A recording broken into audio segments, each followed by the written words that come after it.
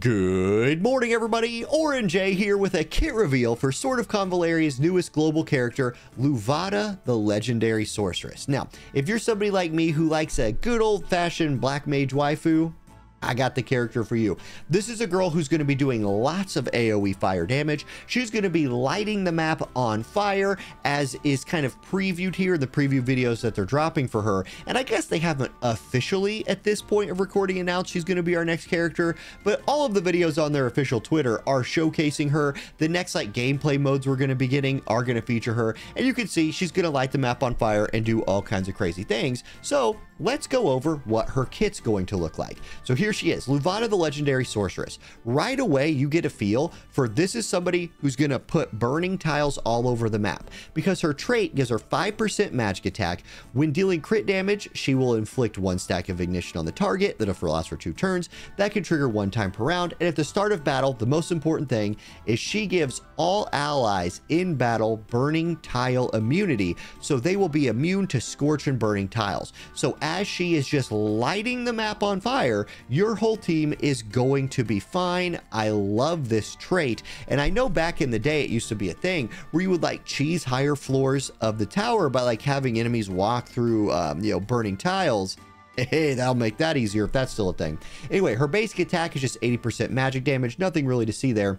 And then Searing Gaze. I do think this is an interesting default skill for her. It fits into her kit where she just does 80% AoE fire damage with a 1 AoE splash, right? Inflicts 1 stack of ignition, forces the tiles to become burning, and the character gains attack 1 and meditation. Now, it's an AoE fire attack that makes the map on fire, but meditation is the interesting part here, because obviously this rank 1 skill is going to get outscaled later in the kit, but getting an energy restore at the start of the turn, it could be important if you don't take a different skill later in her kit, but we'll see that. So essentially, this costs you 1 energy and is going to give you back 2 energy as your turns progress. So it's like a positive energy skill. I do like that. Okay, speaking of skills I like, Ribbit versus Blazing for her rank 1 skill. Now, Ribbit, I'm going to start over here.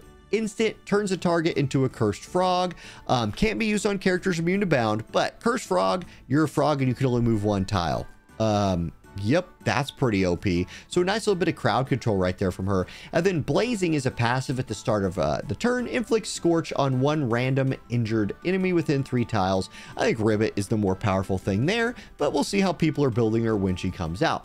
Now, as we scroll down, rank 3, you're looking at Leaping Flames versus Fiery Determination.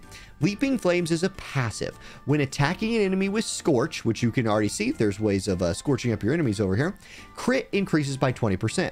When attacking an enemy with Ignition, crit damage increases by 20%. So she's scaling up her damage right here. On defeating an enemy with Scorch, deal 60% fire AoE damage to all enemies within 2 tiles of the target and inflict ignition for 2 turns. So as you kill somebody with Scorch, they will explode. You will blow them up and deal fire damage to everybody around them. Super cool. Now, Fiery Determination is another passive. When on a burning tile, attack is increased by 20%. At the end of the turn, forces the character's tile to become burning for 2 turns. She's going to be somebody that, as we go through her kit, gets a lot of buffs by standing on tiles that are on fire. So she loves fire, she wants to stand in fire, and this is going to let her do more damage if she's standing in it. Again, you only have so many things you can equip with her, which is going to be a problem because she's got a lot of really cool things in her kit. Okay, rank 5, Wall of Ember versus Firewalking. Wall of Ember does this reaction before receiving a single target physical or single target magic attack. If she's on a burning tile, there that is again, preempt, absorbing the burning tile, gaining a shield of the damage type corresponding to 100% of the character's magic attack for 2 turns. So if you're standing on a burning tile and you're about to get single target attacked, you suck up the fire, give yourself a shield. Really cool. And then Firewalking, we've seen this before, becomes immune to Scorch and burning tiles. She already has that from her trait up here at the top. So that's a probably reason you don't take Firewalking here. But when on a burning tile, damage taken is decreased by 10%, and at the end of your turn, you'll heal for 20% of your HP. So it does give you the damage mitigation and the healing from standing on burning tiles, which is nice and kind of fits her kit as well. But Wall of Ember to me looks like the OP skill. Okay, rank 7, Phoenix Transformation versus Energy Restoration. Let's talk about Energy Restoration first. I kind of mentioned earlier that her rank 1 skill, Searing Gaze, gives Meditate, and that could be a way of getting energy back. This is the other way in her kit, is Energy Restoration. At the end of the turn, just recover an additional 1 energy. If your energy is less than 1, recover another 1. I ran this on Barrel, and I loved how my barrel always had energy back in the day. So I do like this skill, but Phoenix Transformation is really cool. It's a support, it's an instant. The character teleports to any burning tile. So teleport to any burning tile, deal 50% fire magic damage to all enemies within a 1 tile radius, and the tiles within range are forcibly turned into burning. So it's a way for her to jump around the map. It's a way for her to make more tiles burning, therefore, you know, triggering more of her bonuses she gets from standing on burning tiles. This seems pretty good. Energy Restoration is nice. And if we're just looking here, like going back through her kit a little bit, like Ribbit doesn't cost any energy, just on a 4-turn cooldown. Leaping Flames, Fiery Determination, those are passives, they don't cost anything. Wall of Ember's a reaction.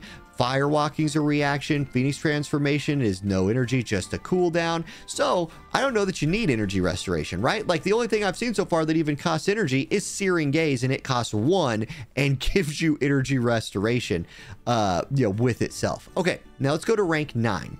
This is going to be your basic attack replacement. So Scorching Attack, 80% magic damage and inflicts Scorch for 2 turns, or Fiery Wings, single target attack, 90% fire damage to the target and forcibly change the tile to burning. You know, putting Scorch on them is nice. More damage and burning is nice. Yeah, probably Fiery Wings is better. Okay, now here we go. The rank 11 skill, Fiery Wings, Nirvana in Flames, which seems really OP, and Meteor Flame.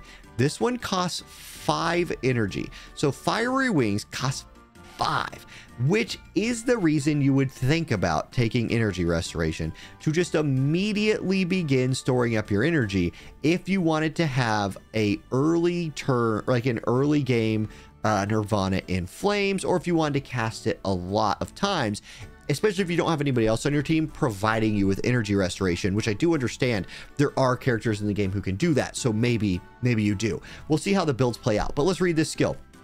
Magic damage. Select a random enemy within 2 tiles of the target and attack 6 times. Each attack deals 20% AoE damage, so that's an important thing, 20% AoE damage to all enemies within 1 tile of the target range, and the first 3 attacks inflict Scorch for 2 turns after dealing damage. If there is a burning tile within 2 tiles of the initially targeted tile, absorb it and additionally inflict 1 stack of ignition for 2 turns after the first 3 hits deal damage. So it's one of those like random hitting AoE skills, but it will also be putting burning and ignition as long as you can like suck up a burning tile. So it'll be applying a lot of dots to your the burns to the players. It's a really powerful move. I think that's going to be like her bread and butter move. It's going to be your signature move, I think. And then Meteor Flame is your other choice here. Select a target tile. If there is no burning tiles within at least 3 tiles to target, it does 70% fire damage to all enemies within range and forcibly turns the center tile and the tiles within run area radius to burning. If there is a burning tile, which there probably will be, the damage goes up to 140% and it absorbs the burning tile. I just feel like Fiery Wings Nirvana in Flames is going to be the choice because it's just going to be your signature move and it looks like it's really OP. So that's our girl Luvata right there. That's who's coming out next in Global. Again, I don't know if there's like confirmation on that yet, but she's featured in all the videos. I'm going to guess she's our next character, so I'm releasing this preview. It's the first kind of character preview video that I've done pre-character release in a while. I used to do these all the time. So if you like the format of this, please let me know. If there's something you'd like to see change, please let me know. Otherwise, have a great day, y'all, and I'll catch you in the next one. Peace.